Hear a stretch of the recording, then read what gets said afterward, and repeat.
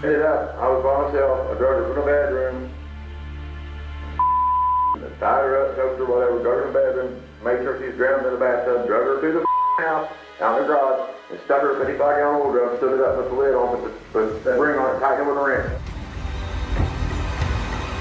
It's definitely a sense of betrayal, too, to realize the one person that you trusted the most in the world is the one person that would hurt you the most as well.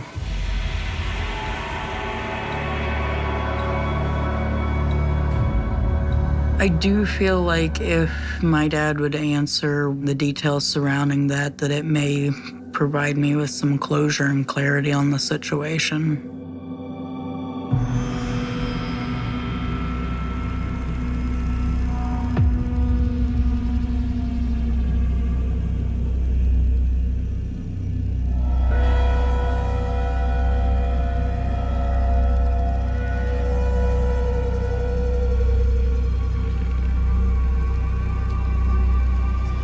I've been locked up almost 18 years, and I'm just getting started. Mic phone interview. Take one. Marker. So what did you do? I don't exactly remember. I think you do. I think I don't. So there's a lot of victims, a lot of your victims out there? Oh, yeah. Well, tell me about that. That's interesting. Tell you about what?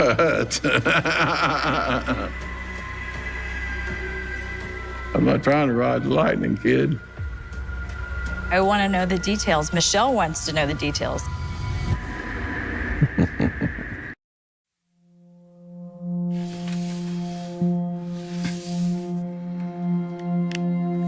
This picture has me as an infant and my mom and dad. My mom's name was Martha Perry. She preferred to go by Marty. If I were to summarize to a single word what this picture makes me feel, lies would be the best representation. Everything had changed in the course of 8 years, from this happy and smiling photo to absolute chaos. It's difficult for me to really describe because I have a condition called alexithymia, which is difficulty recognizing or feeling emotions. It's a part of the trauma response from PTSD and the murders. There are two different versions of him in my head. This one is Michael Fote, my dad. This was the dad that took me everywhere, and for me, the sun rose and set on his rear end. The other version is Michael Fote, the killer. I have never admitted that I see my dad in two full versions, because if I acknowledged how I feel about it every day, I would be a wreck every day, to be honest with you.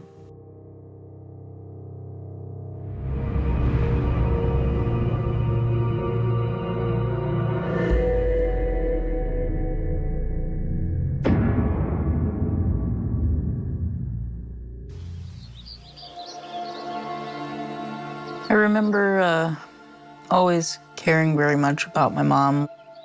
I do remember a time when I was young and we went and laid on a blanket in the yard. It was blue sky with just a little bit of clouds. We were just out there sunning, and I was the happy as a clam just sitting there with my mom. It was a very small fragment of my life that I had her.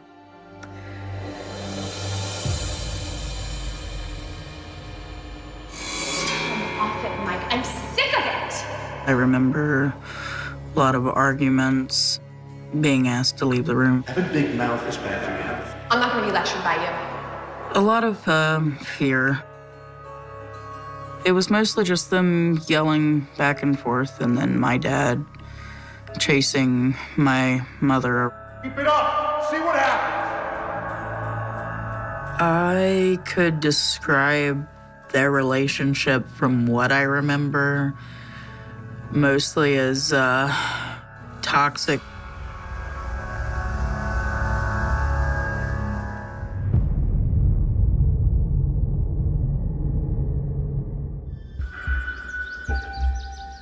There was a day that my grandma asked me to get the mail. She'd asked me to wait until she was home to give it to her. I went and got the mail. My grandpa asked me to hand him the mail. I said, no. Mama asked me to hold on to the mail for her. He got loud, started yelling, and said, you're gonna give me the goddamn mail. You wanna be smart, huh? Cut it out. I'm warning you. And he smacked me so hard on my leg that I had a welted, completely raised, perfect-shaped handprint on my thigh. What's going on in here? My dad, he was not okay with me getting hit by my grandpa for not handing him the mail, of all things. It just escalated. My grandpa, his back against the wall, too. My dad putting his fist through the wall, maybe 4 inches to the side of my grandfather's head. I never saw my dad become this violent, and it scared me.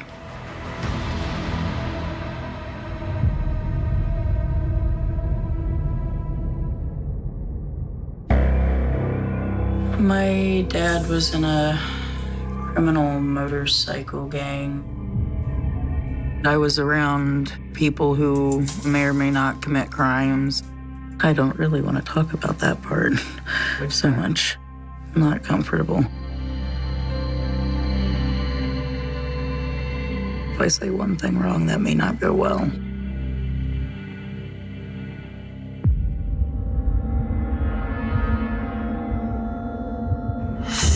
Get in here. Ow, you're hurting me. So I remember this time my dad telling me I had to get down on the floor in the bathroom. Somebody was shooting at the house. He piled blankets, clothes, pillows on me, asked me to not leave the bathroom until he said it was safe and okay. It was pretty scary. I was trying to press myself down further to the floor, and I was already laying on the floor. You can't really get much closer than that. It felt like an eternity. I remember hearing my own heartbeat in my ears.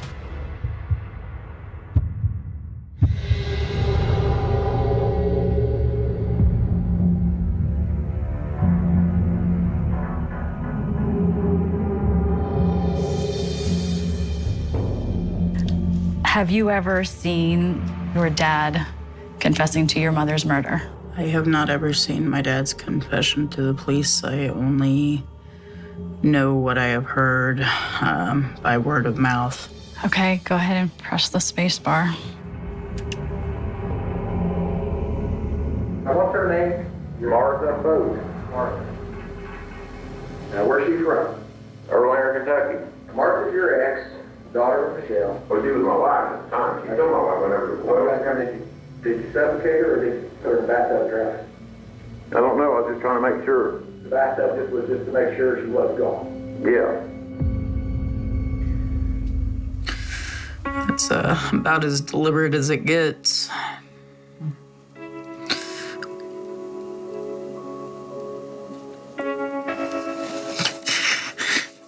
Dumb bastard.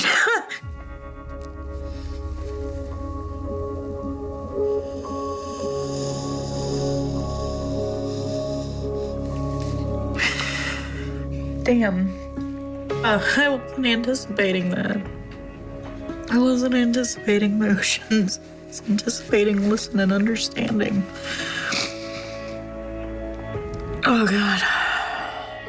Do you regret watching that? I don't have regrets. It helps. It's always emotional torture to go through the process. It just depends on the day. I am hoping that he has the ability to lead me in closer to the truth.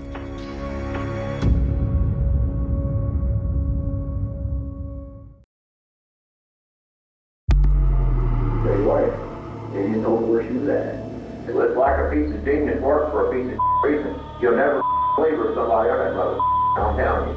But that's not nothing to be proud of. That's just how my brain works. I would like to know the truth. He would not talk to me about the subject matter of the murders. Do you think he'll answer my questions? I believe that because you guys aren't me, that my dad would answer a lot of questions.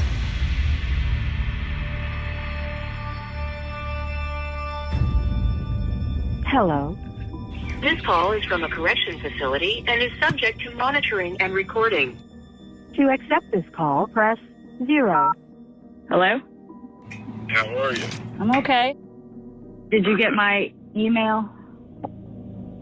I got one about a week ago. It said that you talked to my daughter, and the warden's executive assistant woke me up this morning and wanted to know. She said, this reporter lady wants to come and see you. If she comes to see you, are you going to speak with her? And I said, yes. Listen, though, if I come out there and I do this interview and if all this falls into place and we get a camera crew in there, I'm going to ask you questions about what you did. The thing that people need to know is they just couldn't tell another lie.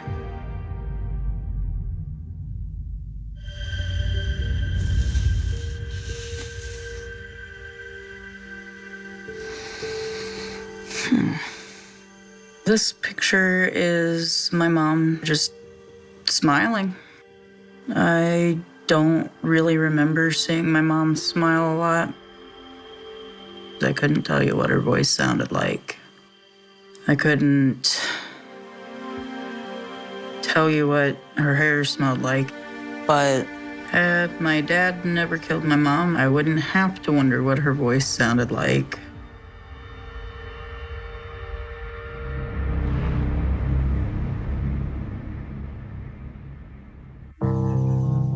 I remember I ran outside to the swing set a little while after my dad and her got into a little bit of an argument. How could you be so stupid? There was a lot of name calling. They were fighting and arguing and chasing each other. You buried us both. I sat on the swing set for what felt like an eternity. Then it was just silence.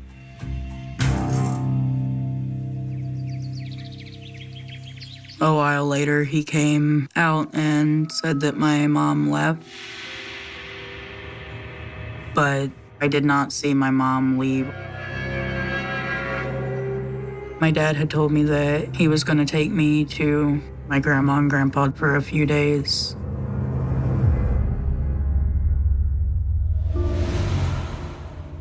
When we were leaving, my dad pulled a barrel out of the garage to give me room to go through. He worked on cars in the garage, so it wasn't really abnormal to have oil drums and stuff at the house. And we left.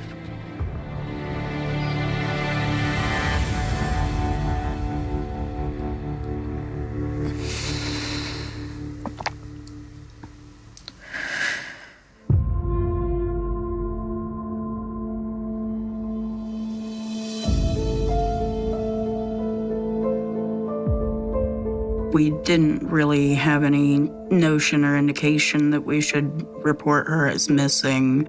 My mom did have a history of leaving for anywhere from days to weeks at a time, but she always did come back. Nobody thought it was really out of the ordinary. My dad told us she was somewhere up north in Ohio. She was okay, she still wasn't coming back. There was always a feeling of abandonment. I had thought that she willingly left me behind and no longer cared.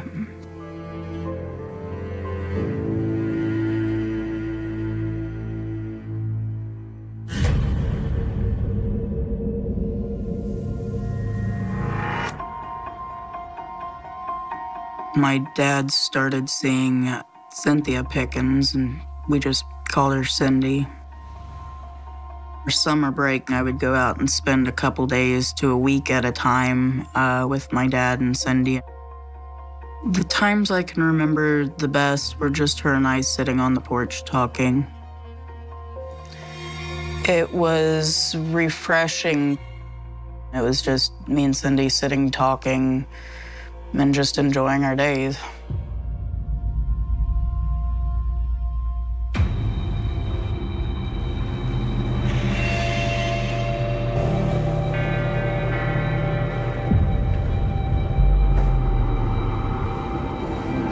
My dad had stated that they had gotten into an argument and that he kicked her out of the house and told her to leave. It felt pretty normal for my dad to be tired of who he was with and ready to move on. I think I was too young to be anything more than oblivious that there was a coincidence and my mother no longer being around and not seen, and Cindy no longer being around and not seen.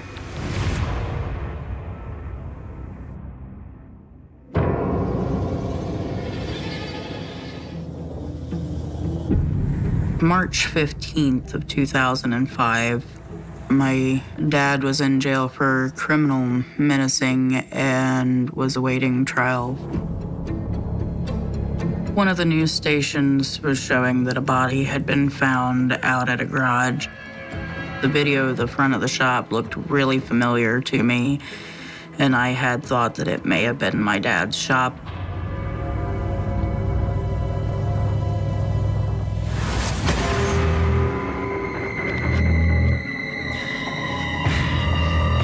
When the police arrived to investigate, there was just this hole in the floor that was covered in gravel. In the gravel hole, they found human remains.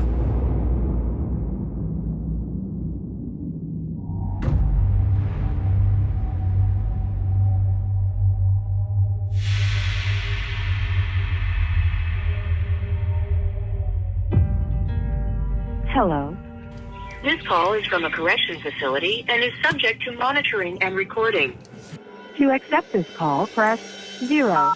How are you? I'm fine. How are you? Long time, huh? So let me give you an update. I've reached out to the prison. They said that we can come do an interview. Listen, I'm a son of a bitch. I'll scream at you. I hang the phone up on you. I'll cuss you out. But I will never in life lie to you.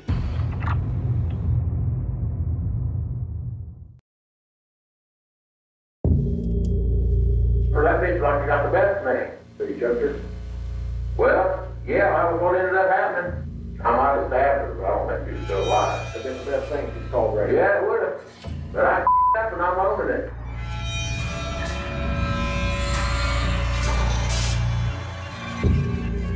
In the end, they were able to identify that as Cindy's remains. My dad had, I guess, buried Cindy in this small grave in the ground in the shop after he had killed her.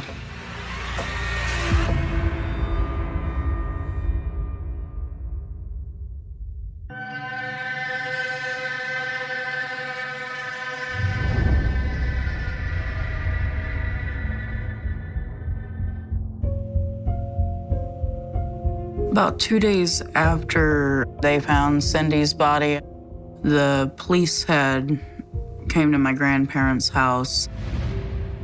The police began digging up the sidewalk at my grandparents' house. And they were excavating the area where the sidewalk was poured. And they did, in fact, find a 55-gallon oil drum.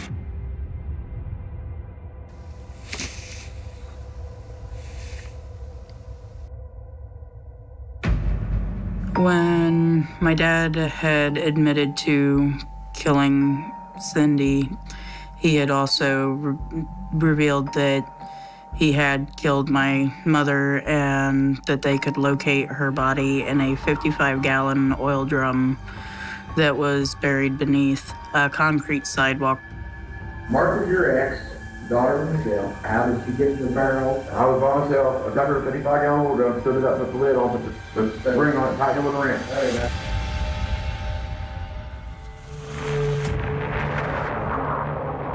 And that is the barrel that my mom was buried in. It was a mixture of emotions, and I believe a sense of shock about the entirety of it all. I didn't know how to feel about it.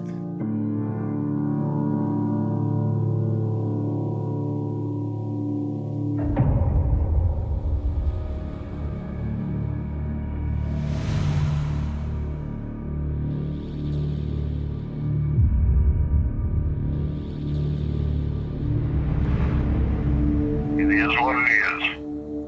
You know what I mean? It's just not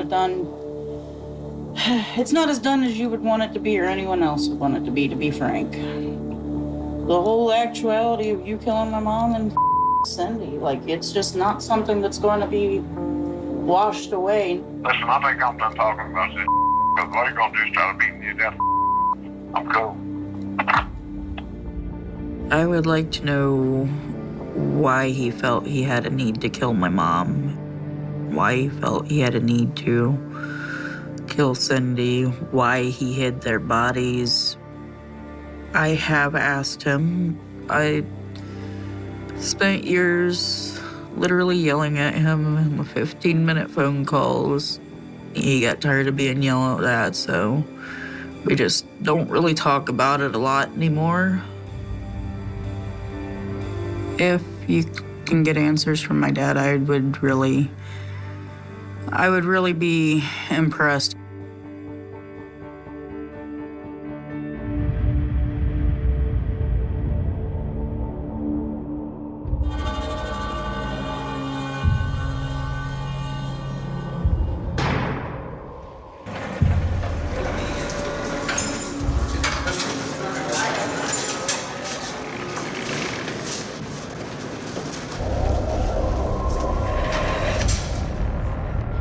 So I talked to Michelle over the last couple days. Right. And she had a lot of unanswered questions that she wanted me to ask you.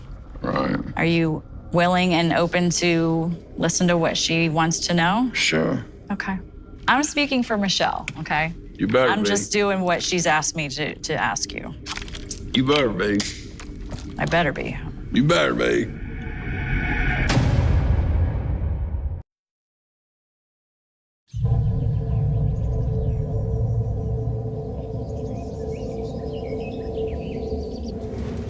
Michelle wants to know the details. She's seeking answers. Talk me through the day that you killed her mom. I mean, I don't know that it started off any different than any other day. Oh, we got into a big argument, and it pursued into a big fight, and I choked her.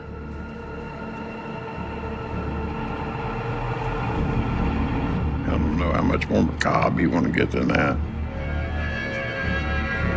It's not me wanting to know everything. It's your daughter. You know what I mean? I don't know. I can't remember every single little thing. I mean, I killed her. I don't know what else you want me to say. I want you to say the truth and step by step what you did to her that day, from the living room to the bathroom to the drum.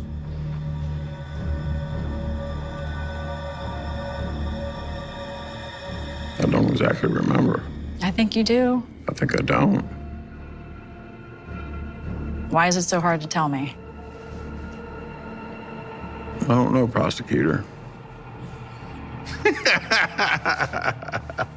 Can you please just tell me in as much detail as you can, and tell this for the sake of Michelle's wanting to know this? Just say it. All right, I killed her. I dug her to the bathtub. She was dead for sure. I took her and put her in the drum, put the lid on the drum, put the band on the drum, and bolted it down tight.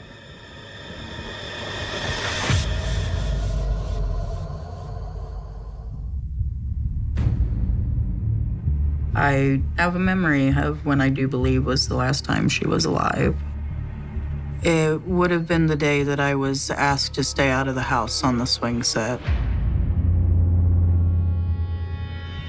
I would like my dad to enlighten me if that was the day, because that would be critical for my own mental health to be able to move forward from that. She went outside and she sat on the swing set. Is that the day that you killed her mother? No, How can you be sure? because when I killed her mother, she was staying with friends and had been for several days.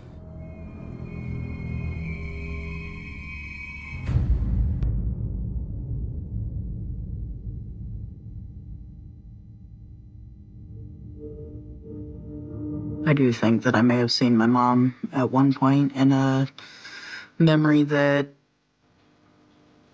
blocked itself out until after she was found. My dad had pulled the barrel out of my way to give me room to walk through the garage.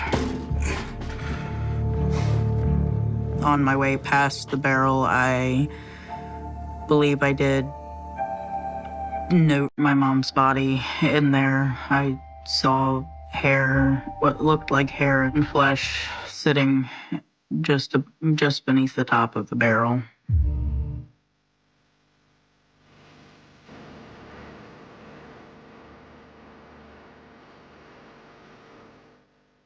It never happened. Are you gonna let your kid walk up and see a body? No, neither am I. Come on, that's ridiculous. She might have seen the drum. She didn't see no body. The top was bolted on it with wrenches. Okay. Well, why did she have this memory of seeing her mother I in? don't know. I mean, she could have guilt, like where she could think, that she should have known, but she didn't. You know what I mean? Or she should have known, but she didn't want to. You know what I mean?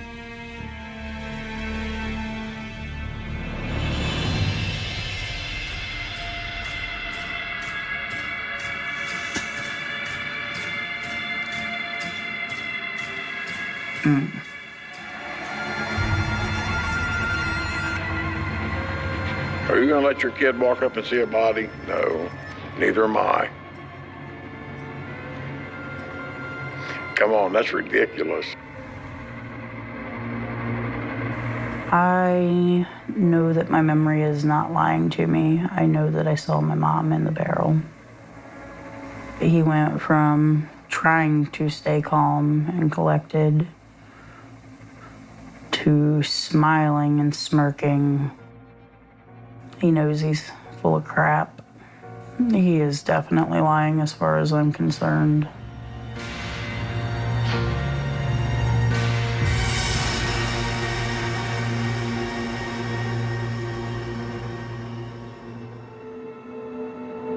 My dad told me that he had wanted to build a sidewalk at my grandparents' house to help my older grandparents be able to get to the side door up the patio without having to walk down into the grass. My dad had asked me to stay indoors and very specifically requested me to not look out the windows. But being very curious, I took a bit of a glimpse out anyway. I didn't know how a sidewalk was built, so when I'd seen my dad place the drum in the concrete, I had just assumed that it was a part of the process. The reality of that day is he hid my mom's body under a facade that it was to help my grandparents. In actuality, it was to help hide his crime.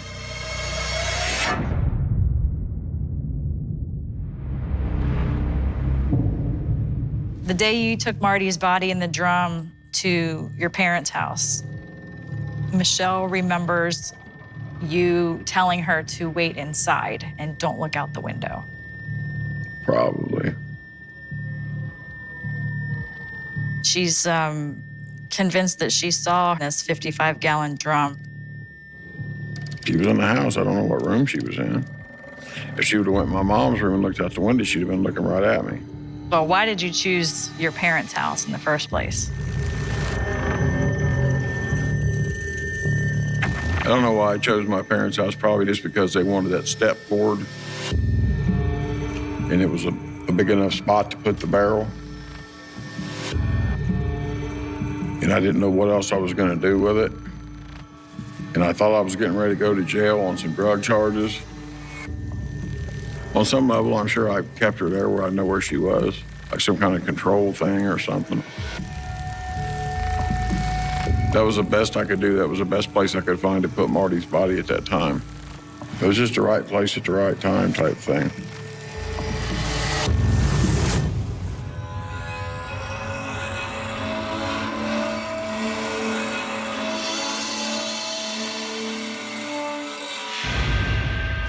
All right, so why did you kill her mother? Marty was snitching. When you're in them bike gangs, it is what it is. The bike gang I was in didn't pass out cookies and Barbie dolls to children. The bikers do today what organized crime did 50 years ago. Our mom was doing a bunch of stuff that was going to get my whole family killed. There was a guy that hung around our club, and he copied a big stack of papers for the Claremont County Sheriff's Department and showed me where she was snitching on everybody. All to get out of a felony 5, they wouldn't have did anything to her. She would probably went to drug court or something. So, if you bring anybody around them clubs, it could be your wife, it could be your kid, it could be your brother, your sister, and they start that stuff, you have to take care of it. Period. So what did you do? What do you mean, what did I do? You know what I did. I killed her.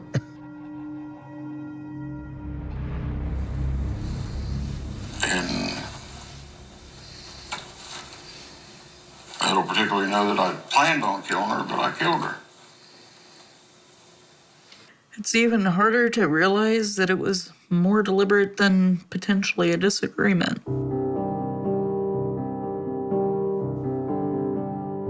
I have always hoped that his admittance to having murdered her was to give me a sense of closure in the situation. I feel like an answer for why, but it's still not good enough to be why. I don't know when my dad became what he is today, but the man in that video would not be someone I want to claim as my father.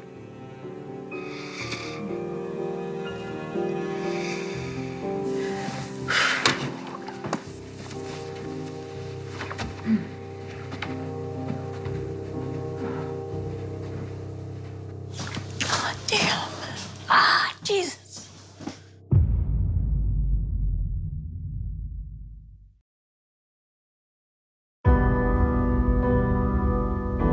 People think I don't have a conscience, but I do have a conscience.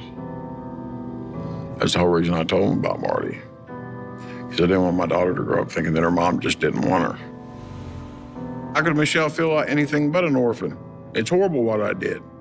None of it is in any way her fault. She needs to know that. I'll apologize to her every day if I need to. Because I am sorry. And she is my daughter, and I love her very much. The day she was born was the most happy day of my life. And I couldn't be more proud of her. The most cool thing for me right now would be to be able to babysit my grandson when my daughter was at work. Not the motorcycles, not the women, not the drugs, not being in the news and the newspaper, none of that. If I could clean the slate and start over, that's where I would want to be. Hopefully, she'll take away some kind of closure from all this. I think you probably helped her to get to the bottom of it, kind of thing. And I appreciate that because I feel like maybe that'll help her to heal some.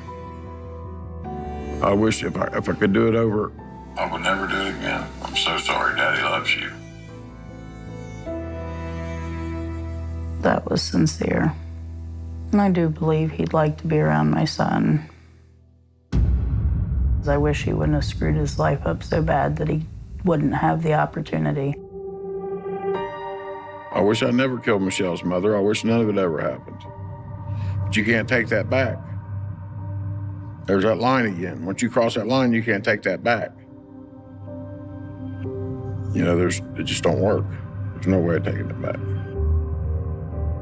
How my life turned into the pile of it turned into. It didn't happen overnight. It just happens little by little by little by little. But there was a time when I just said, I'll never do something like that. The victim is my daughter. She don't have a mom or dad now. She's the victim.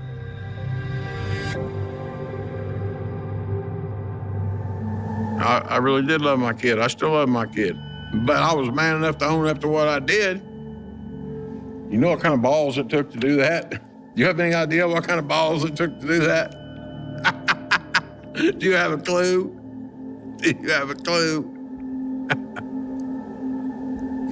Come on, man. Can we talk about Cynthia? Well, we're going to talk about Cynthia. So you stabbed her, and when she was dead, you got a tarp. Wrapped her up in a tarp. Took her up there to the shop and put her in a hole in the floor. Did she deserve better than that? Well, sure, everybody deserves better than that. Everybody deserves better than that. I accept responsibility for everything I've ever done. I didn't have to kill anybody. Those women ain't the only people I ever killed either. You know, certain factions of law enforcement are to be believed. I've killed 35 men and 2 women. I think they're a little optimistic on their numbers. So there's a lot of victims, a lot of your victims out there? Oh, yeah. Well, tell me about that. That's interesting. Tell you about what? I mean, we're opening a whole nother can of worms here. I'm not trying to ride the lightning, kid. You don't want to come forward on all those people? No. Nope. How many? I don't know, probably 20.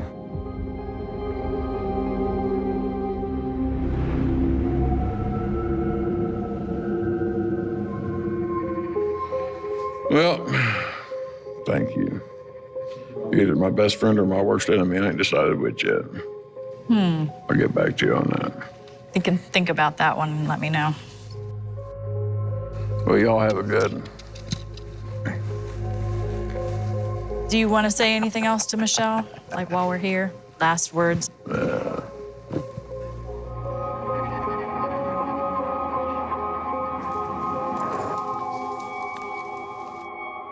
So there's a lot of your victims out there? Oh, yeah. Tell me about that. Tell you about what? It's kind of up to say that you killed 20 people and sit there and laugh about it. It's disgusting, for one, to not only throw your life away, but throw that many other people's lives away. I think it would be a good thing if he were to admit who the supposed 20 different people are that he's killed besides my mom and Cindy, because the people related to those people deserve closure. When I was a kid, I wanted to be just like my dad. Definitely do not want to be just like my dad today.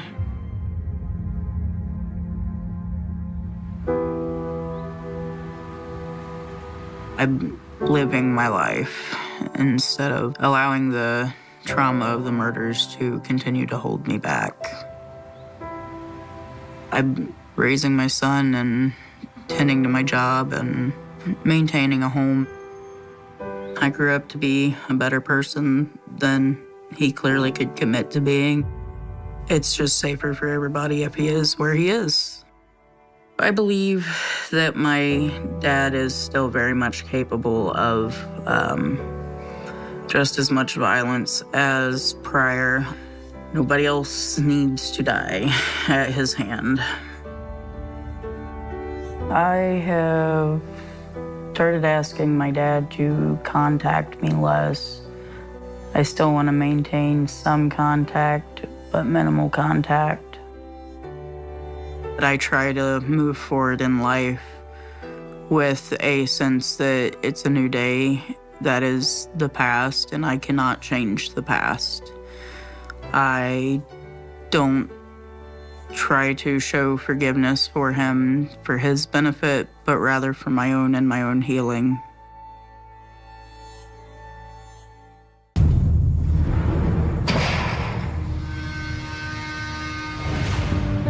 I never thought he would kill somebody, but it's just sad. You murdered a mother holding a child. It just doesn't look like my dad. I've never seen him look that evil. I felt at that minute I had to kill her. I ain't no angel, but I ain't evil. I wanted that piece of out of my house. We had a pact, and we were going to die together. I just shot him. I didn't have a reason. That right there is what pisses me off. I will burn every possession her and her fat family own. Are you friggin' kidding me?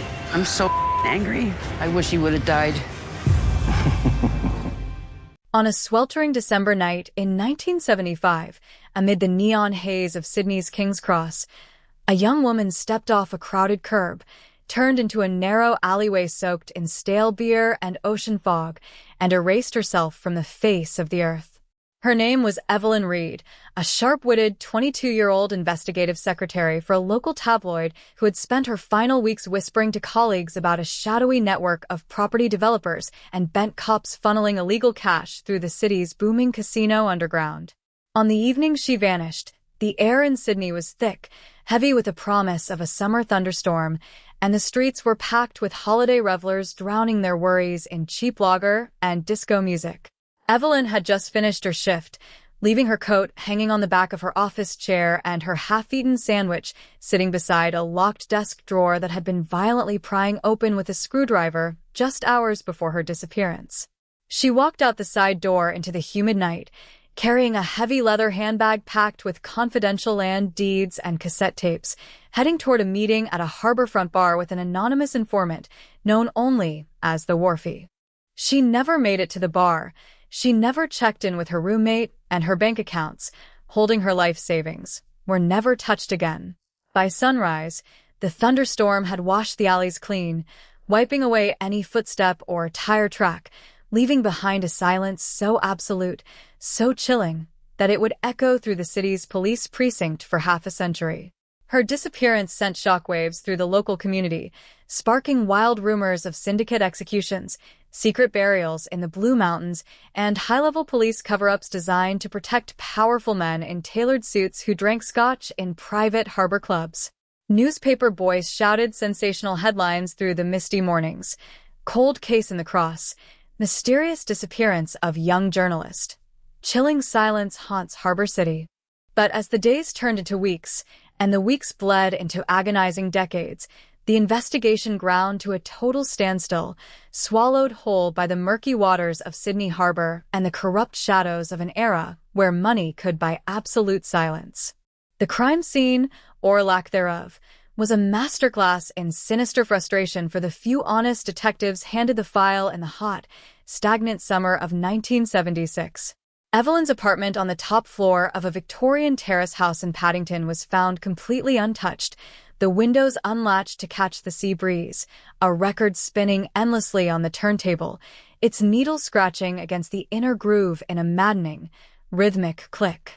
Her bed was neatly made, her passport rested inside a cedar jewelry box on her dresser, and 3 unopened Christmas presents wrapped in silver foil sat waiting on the kitchen table for a family she would never see again. Down in the alley behind her King's Cross office, investigators found only a single broken heel from a women's leather shoe, wedged between 2 rusted garbage cans, alongside a discarded packet of imported cigarettes that bore a faint, smudged thumbprint in dried sweat. The local precinct deployed bloodhounds, dragged the murky harbor channels near Woolloomooloo, and interrogated dozens of underworld figures, bouncers, and corrupt land speculators who operated out of the back rooms of illegal gambling dens. Yet, every single lead crumpled into dust.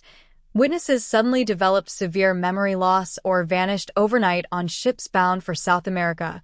Dock workers claimed the fog on the night of December 14th was so thick you couldn't see your own hand in front of your face, and the high-ranking police officials overseeing the case repeatedly lost crucial evidence folders, scribbled over official logbooks, and quietly reassigned ambitious young detectives who asked too many questions about the land.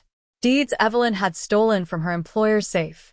The city moved on, sweeping the scandal under a rug of modern skyscrapers, neon lights, and harbor developments. But for those who knew Evelyn, her phantom presence lingered like an unhealed wound.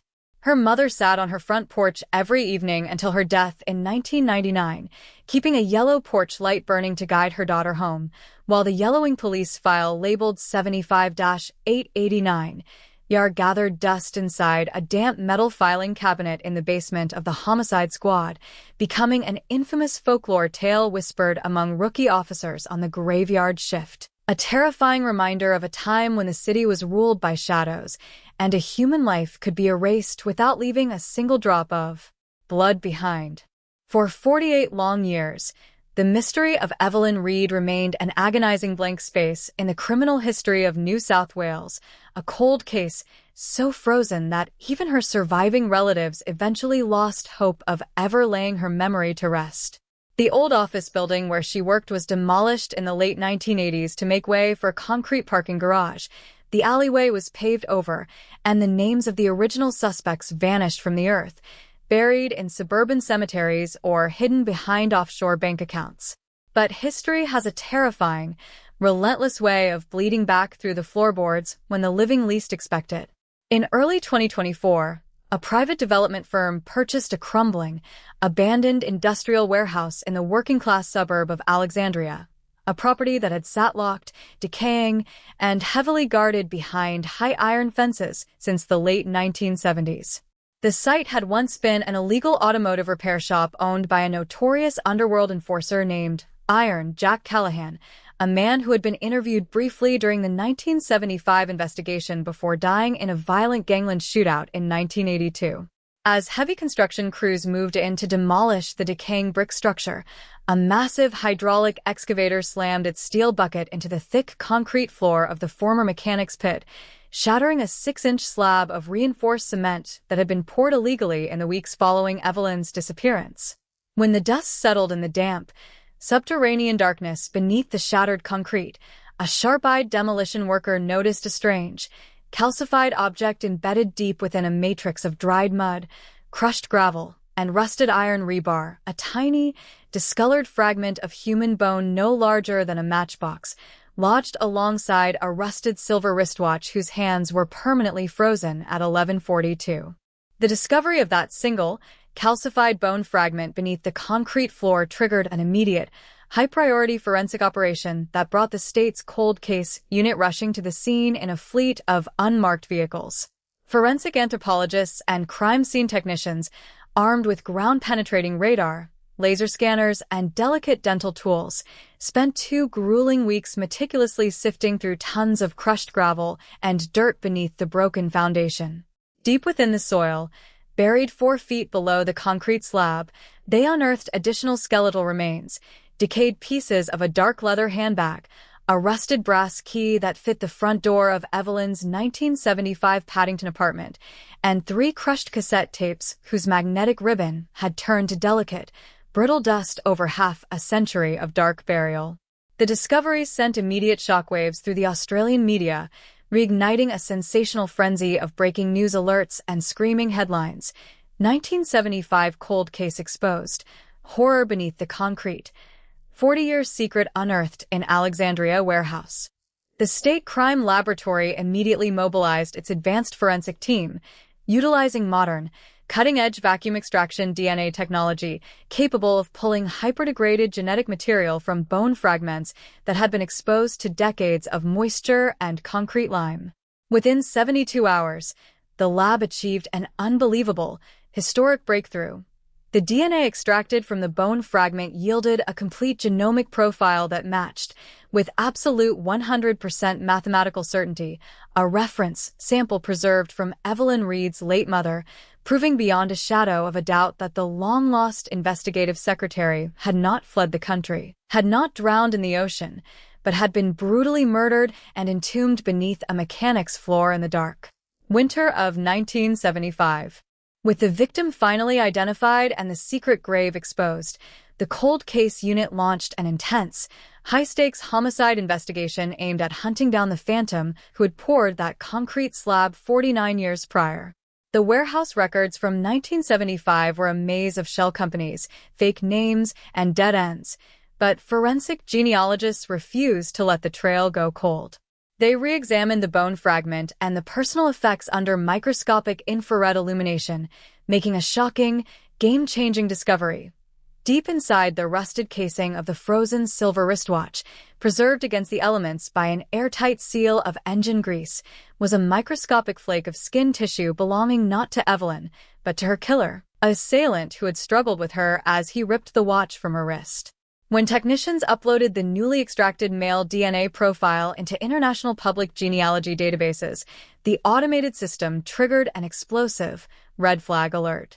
The genetic code did not lead to a deceased gangster or a forgotten street criminal.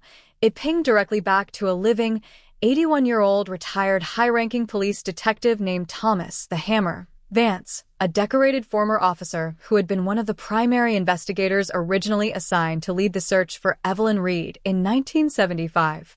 The revelation sent shockwaves through the legal and law enforcement establishment, exposing a terrifying, mind-bending reality. The man who had stood before news cameras in 1975 promising to find Evelyn Reed was the very same monster who had beaten her to death, buried her beneath a warehouse floor, and poured the concrete over her body to ensure his secret remained buried forever. The arrest of Thomas Vance on a humid Tuesday morning in mid-2026 was a dramatic, jaw-dropping moment that gripped the entire nation. Armed tactical officers surrounded his luxurious, waterfront retirement home in a wealthy Sydney suburb, breaking down the carved wooden front doors as news helicopters hovered overhead, broadcasting the raid live to millions of stunned viewers. The 81-year-old former detective, once a feared and powerful figure in the department who walked with a heavy silver-topped cane, was led out in handcuffs, his face a cold, unreadable mask of stoic arrogance, offering zero words to the barrage of reporters screaming questions over the roar of helicopter blades. In the sterile, high-pressure interrogation room at New South Wales Police Headquarters, surrounded by high-definition monitors displaying the 1975 crime scene photos and the newly mapped DNA trees, Vance sat in absolute silence for 8 hours, staring blankly at the metal table while veteran cold case detectives laid out the irrefutable, ironclad evidence against him. The old man believed he had outsmarted time, outsmarted the law, and outsmarted the girl he had murdered nearly 50 years ago, but the unstoppable march of modern forensic science had systematically dismantled his bulletproof illusion, stripping away his decorated uniform and exposing him as a ruthless, calculating murderer who had abused his power to silence a young woman who knew too much. As the news of Vance's arrest reverberated across the country, the true, horrifying details of the 1975 conspiracy began to spill out through unsealed court documents and confessions from former associates who finally felt safe enough to speak. On that stormy December night in 1975, Evelyn Reed had discovered that Detective Thomas Vance was not just a corrupt cop taking bribes from illegal casinos. He was the secret co-owner of the land development syndicate that was violently driving poor residents out of King's Cross to build high-rise hotels. Evelyn had secured original bank ledgers and cassette tapes proving Vance's direct involvement in organized crime, and she had agreed to meet him at the Harborfront bar under the false impression that he was willing to act as an anonymous whistleblower. Instead, Vance intercepted her in the dark alley behind her office, forced her at gunpoint into an unmarked police vehicle, and drove her to the isolated Alexandria warehouse owned by his underworld associate. When Evelyn refused to surrender her leather handbag containing the evidence, Vance brutally assaulted her, taking her life in a fit of cold, calculated panic before calling an associate to help him dig a pit in the dirt floor, throw her body inside along with her belongings, and cover the entire room in 3 tons of freshly mixed industrial concrete. The cold-blooded, calculated nature of the murder was matched only by the chilling deception that followed in the weeks and years after Evelyn's death. As the lead detective assigned to the missing persons file, Vance deliberately misdirected the investigation from day one, fabricating fake witness statements that claimed Evelyn had been seen boarding an ocean liner to New Zealand, planting false rumors about her personal life in the local newspapers, and personally destroying the hairbrush and fingerprint samples taken from her apartment so no comparative DNA profiles could ever be compiled. For nearly 5 decades, Vance lived a life of prestige, wealth, and power, receiving medals for distinguished police service, rising through the ranks to become a respected community leader, and retiring to a waterfront mansion built with the very money he had earned through his corrupt property deals. He attended police reunions, drank with judges, and watched from afar as Evelyn's grief-stricken family slowly withered away under the crushing weight of unanswered questions, utterly confident that his secret was permanently entombed beneath 4 feet of solid stone and 49 years of forgotten time. The trial of Thomas Vance in late 2026 became one of the most sensational, emotionally charged legal spectacles in modern Australian history. The courtroom was packed to capacity every single day with investigative journalists, retired police officers, legal scholars, and distant relatives of Evelyn Reid, who had traveled across the country to witness the final reckoning. Prosecutors laid out a surgical, devastating case, combining the microscopic DNA evidence pulled from the bone fragment, modern 3D laser reconstructions of the warehouse floor, and unsealed 1975 land deeds that bore Vance's forged signature alongside Evelyn's hand-typed notes. The defense tried desperately to argue that the 81-year-old man was too frail to stand trial, that the DNA evidence was contaminated by decades of burial, and that the long passage of time made a fair trial impossible, but the jury saw through the desperate legal maneuvers within hours. After just 2 hours of deliberation, the jury returned a unanimous verdict of guilty, sentencing the disgraced former detective to life imprisonment without the possibility of parole, ensuring that the man who had stolen Evelyn's youth would spend the remainder of his days dying inside a maximum security prison cell. The conviction of Thomas Vance delivered a staggering, emotional catharsis to a city that had been haunted by the ghost of Evelyn Reid for nearly half a century. While the legal verdict brought an end to the official investigation, the true victory belonged to the silent, unyielding power of truth, a truth that refused to be smothered by tons of concrete, high-level corruption, or the relentless march of time. Outside the Supreme Court building on the day of the sentencing, crowds gathered in the rain, laying bouquets of yellow roses, Evelyn's favorite flowers, around a framed photograph of the smiling 22-year-old girl whose voice had finally cut through 50 years of darkness. The yellowing police file labeled 75-889, Yar was officially removed from the cold case archives and stamped with the word solved in bold, blood-red ink, closing the final chapter on one of the most infamous, sinister missing persons cases in the nation's history. Yet, despite the definitive legal resolution and the satisfying triumph of modern forensic science over an old monster, the haunting echoes of the 1975 Sydney cold case continue to linger like a persistent fog over the harbor city. The story of Evelyn Reid is no longer just a sensational headline or a forgotten tragedy. It stands as an immortal, chilling reminder of the dark, unspeakable secrets that can lie buried beneath the glossy surface of a sprawling metropolis, waiting in the cold dark for a single ray of light to tear open the past.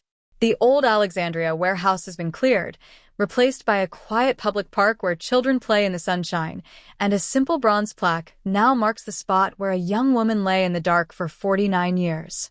The plaque bears her name, her birth date, and a single, haunting inscription that speaks for every lost soul waiting for justice in the shadows. The earth holds no secret that time will not reveal. The conviction of Thomas the Hammer Vance and the solemn dedication of the bronze plaque in Alexandria were meant to be the final, definitive strokes on a half-century-old nightmare. The Australian public, satisfied by the poetic justice of an 81-year-old corrupt officer being led away to spend his final days in a maximum security cell, slowly allowed the case of Evelyn Reed to slide back into the annals of solved historical crimes. The sensational headlines faded from the front pages, the television news crews packed away their satellite dishes, and the legal system congratulated itself on a triumph of modern forensic genealogy over half a century of dark, buried silence. Yet, behind the polished marble facade of the New South Wales Supreme Court, a far more dangerous, structural crisis was beginning to unfurl. The microscopic DNA fragment pulled from beneath the concrete floor had identified Evelyn's physical killer, but the unsealing of Thomas Vance's private estate records during his post-trial asset forfeiture revealed a terrifying reality that the original 1975 investigation had barely touched. In the bottom drawer of a fireproof safe hidden behind a false wall in Vance's waterfront study, state asset recovery officers uncovered a rusted, leather-bound diary alongside a set of microfiche sheets stamped with the classification seal of the 1974 State Planning Commission. These were not merely personal logs of bribes and illegal property deals.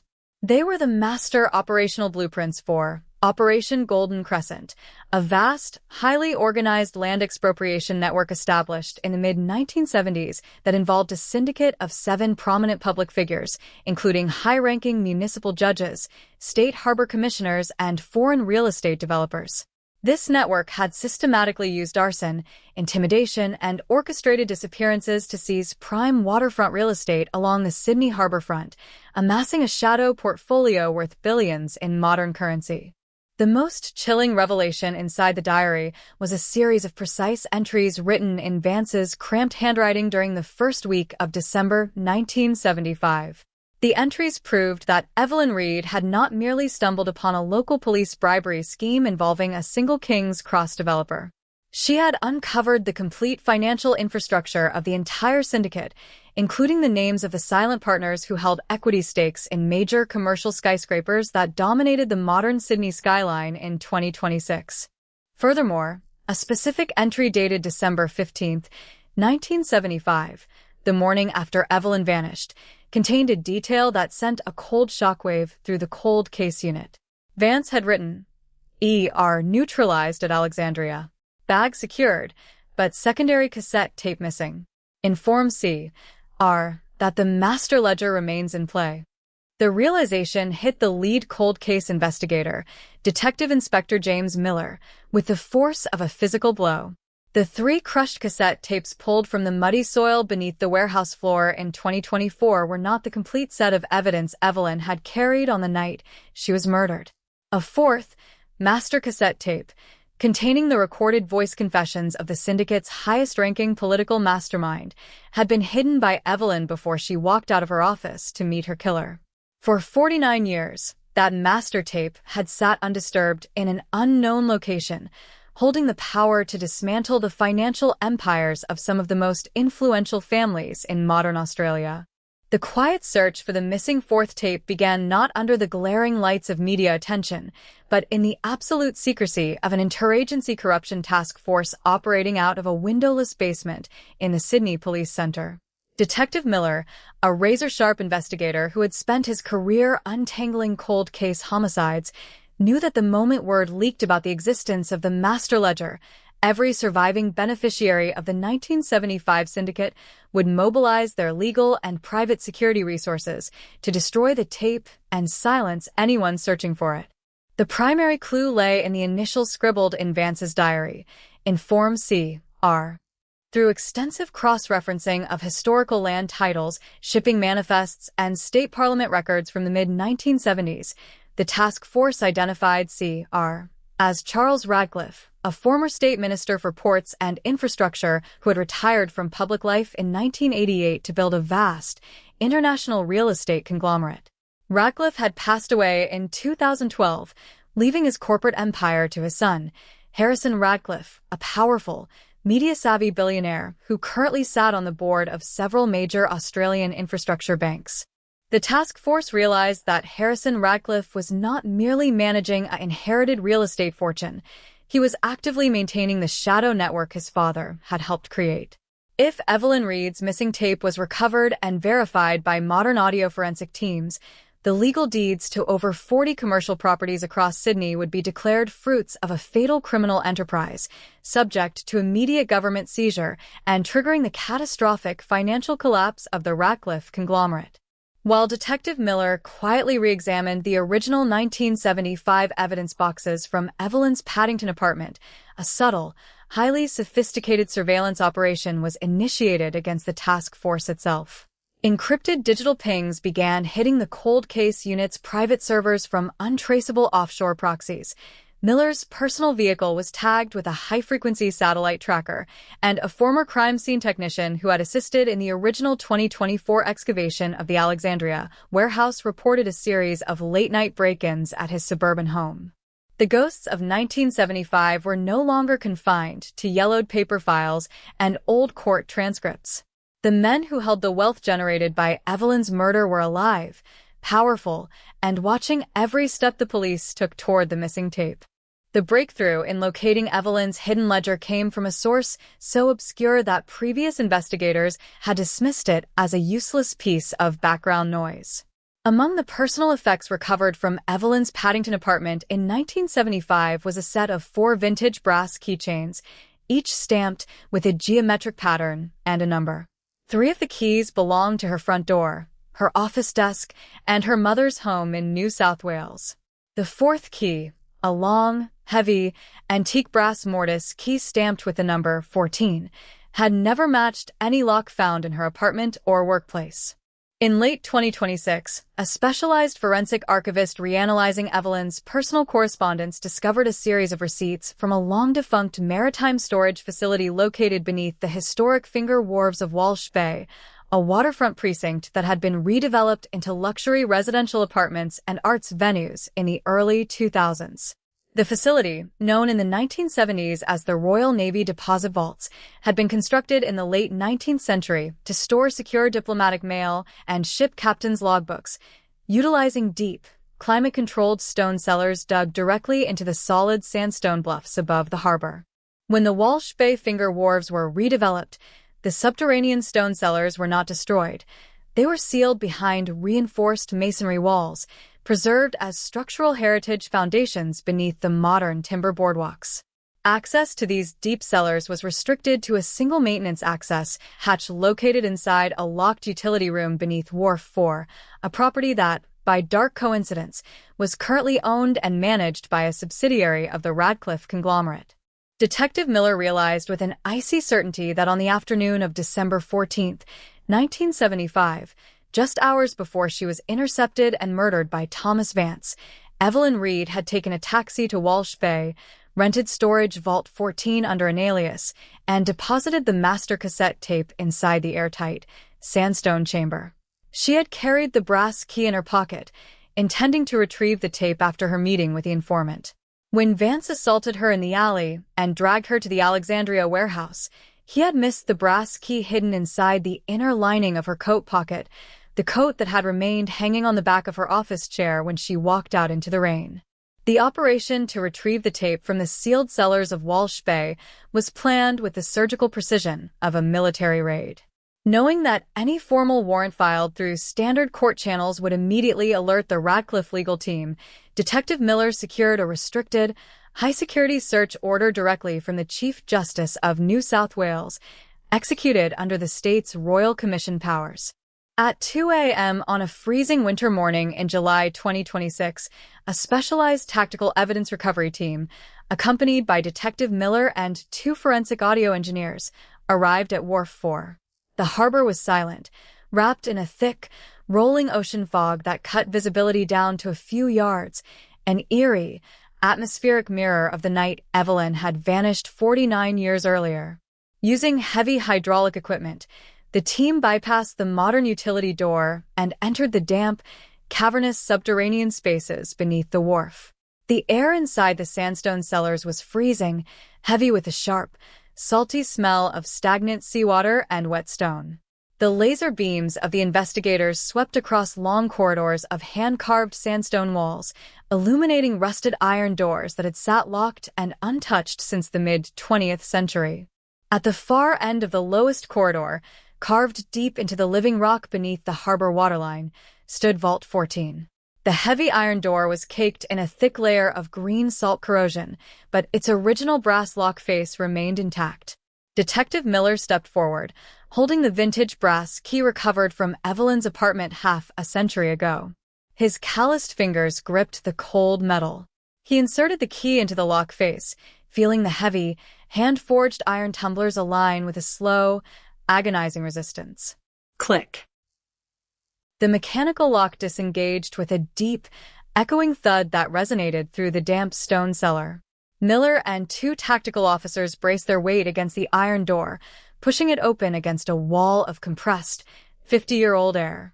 Inside Vault 14, resting on a raised sandstone shelf beneath a glass display dome designed to prevent moisture damage, lay a heavy, oilskin leather satchel.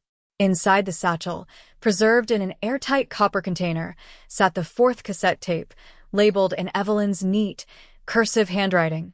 Project Golden Crescent, full recordings, December 1975.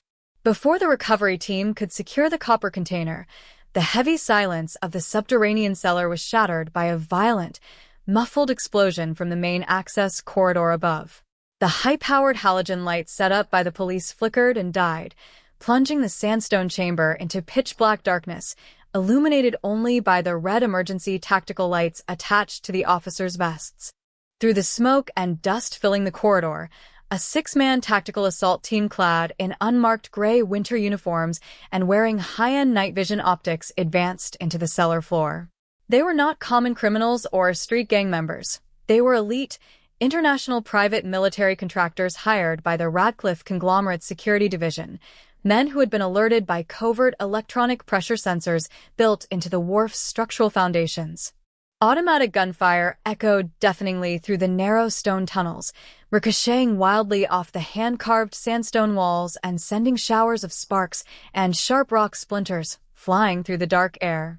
The state police tactical officers returned fire, taking cover behind the rusted iron door frames of the neighboring vaults as smoke and the choking smell of cordite filled the stagnant, underground room. Secure the package. Get the tape out. Miller roared over the deafening clatter of automatic weapons fire, shoving the copper container into a reinforced, fireproof evidence bag and slinging it across his shoulder. Realizing that the primary stairwell access had been compromised by the contractors breaching charges, Miller led the 2 audio engineers and 1 remaining tactical officer through a narrow, damp drainage tunnel that ran beneath the wharf floor, an old 19th-century storm outlet that emptied out onto the rocky shoreline of the harbor, 300 yards north of the main building. Crawling through the dark, cold drainage pipe with seawater washing over their boots, the small team emerged onto the slippery, weed-covered rocks at the base of the Walsh Bay cliffs. The freezing rain was coming down in long, white sheets, mixing with the ocean fog to cut visibility to 0. A police launch, running silent under dark hole protocols, glided out of the mist, its searchlights snapping on to illuminate the rocks as the tactical officers pulled Miller and the evidence bag aboard. Behind them, on the high timber boardwalk of Wharf 4, the sudden arrival of 6 flashing state police cruisers and a tactical response vehicle brought an abrupt, violent end to the contractors' ambush. 4 of the private mercenaries were taken into custody on the wharf deck, while their encrypted communications gear was seized on the spot, yielding direct audio links to the private office of Harrison Radcliffe. By 8 a.m. the following morning, the windowless forensic audio laboratory at police headquarters was locked down under armed guard. A team of master audio restoration engineers, using modern optical laser scanning technology that read magnetic tape without making physical contact with the brittle ribbon, successfully digitized the entire contents of the 4th cassette tape. The audio quality was astonishingly clear. Through the soft, rhythmic hiss of 1970s tape recording came the distinct, cultured voice of Charles Radcliffe, speaking inside a private room at a Sydney Harbor Club in November 1975. In the recording, Radcliffe was heard explicitly directing Thomas Vance to use police resources to intimidate local property owners, authorize arson attacks on non-compliant business premises in King's Cross, and execute the systematic cover-up of land title forgeries. But the most devastating section of the recording occurred during the final 6 minutes of the tape. Ratcliffe was recorded discussing Evelyn Reed directly. The secretary at the tabloid has the land files. She thinks she can take these to the Royal Commission. Vance, you handle her tonight. I don't care how deep the hole is, as long as she never speaks again. The development goes through on Monday. The master tape provided the missing, irrefutable link that transformed the 1975 cold case from a single officer's corrupt murder into an unshakable, top-level corporate and state conspiracy prosecution. At 11:30 a.m., state marshals executed a sweeping series of high-profile arrest warrants across Sydney. Harrison Ratcliffe was taken into custody at his executive office in the financial district, while simultaneous raids were carried out on 4 corporate headquarters, seizing 50 years of financial records, offshore bank accounts, and property deeds linked to Operation Golden Crescent. The news broke across national networks with the sudden, violent force of a thunderclap. The media headlines shifted from stories of an old police murder to explosive reports of the largest corporate land fraud and conspiracy bust in Australian history. The Ghost's final reckoning. Ratcliffe empire collapses. 1975 tape exposes billion-dollar fraud.